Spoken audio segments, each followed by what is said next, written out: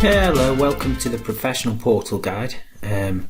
This one is in relation to completing a task. So here already in the task list, we click on a child's name. Sometimes you do have to wait for a moment, and then it will take you in to the actual form that's been sent to you. And you can see on the left there underneath where it says task, you've got page 1 and page 2. You may have more pages than that, it depends on what's been sent through. And then you have this section which tells you the child's name, date of birth, address, the due date, and then below that you have your questions. Okay, now this particular form is in relation to 2 children. Quick thing to point out, just there next to where it says name, the little red asterisk indicates that this is a mandatory question. That means you have to complete this question, you have to provide an answer, otherwise you won't be able to submit the form. Okay, so there's our 2 children's names at the bottom of this question.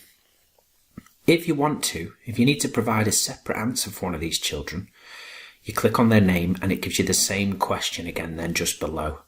So I could put a different professional's name in there now for each child. Okay, so you can separate questions out when there is more than one young person involved. Alright. You can also put the questions back together again if you need to. But there you go. In the first one where it says name up there, I've got professional, portal professional, and then the second one, which I've separated out, I've got portal professional colleague. Okay. I've just tried to put the 2 siblings back together just to show you that you can't do that when you've got different answers for that question there twice. So it's not going to let me put the 2 children back together and just provide one answer. Okay, so I'll show you what you need to do here.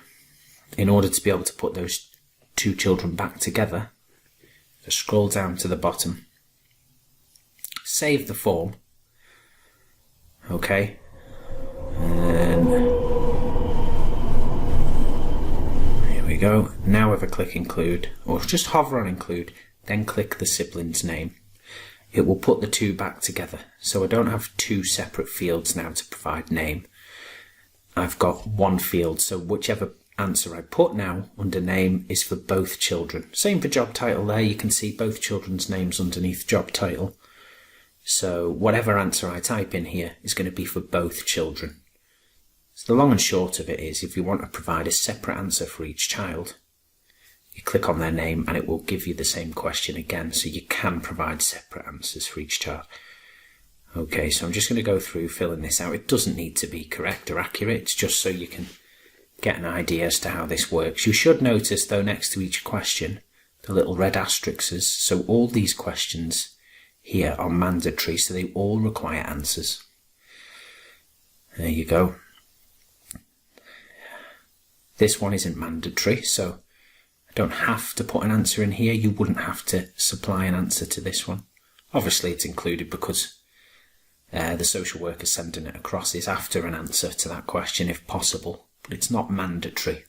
So you would get away with leaving that one blank if you didn't have the information to provide there. These questions, where you get this strange line of text, that's where Liquid Logic has actually tried to grab an answer from the child's case and hasn't been able to find one, so it puts some writing in like that. If you see that, you can just ignore it. Okay, so once you've provided all your answers, you can save it, you can close it as I've done here, and then at a later date you can go back into that then by clicking on the child's name. The idea would be then that you can carry on where you left off. Okay, so if we click back on the child, you'll see all the information I've input is all still there. The hard and fast rule really at the moment is that you need to save these forms within 20 minutes. Otherwise, if you let it go over 20 minutes without saving, you can risk losing the information you've put into that form. Okay, if we need to move to the second page, I can click the second page up there. Alright. There you go, we've got one here for uploading a document. So if you want to, you can upload a document. If you've got a document held on your computer and you wish to attach it, there you go. I'm just showing you the buttons down here. You can click back to the top and click Health. That'll take you back to page 1 if you want to. Down at the bottom of the page, obviously, you've got various buttons. Okay, you've got Next, which will take us to page 2. As you can see up there now in the top left, page 2 is highlighted.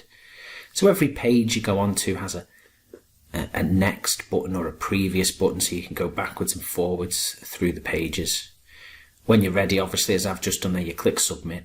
And when it'll take you back to your task list, and you can see the children's names are no longer there under currently assigned tasks. But if we look under recently submitted tasks, there they are. So it just makes it nice and clear that you have submitted the form now in relation to those 2 children. Recently retracted tasks, that would be if the social worker sent you a form and then pulled it back from you.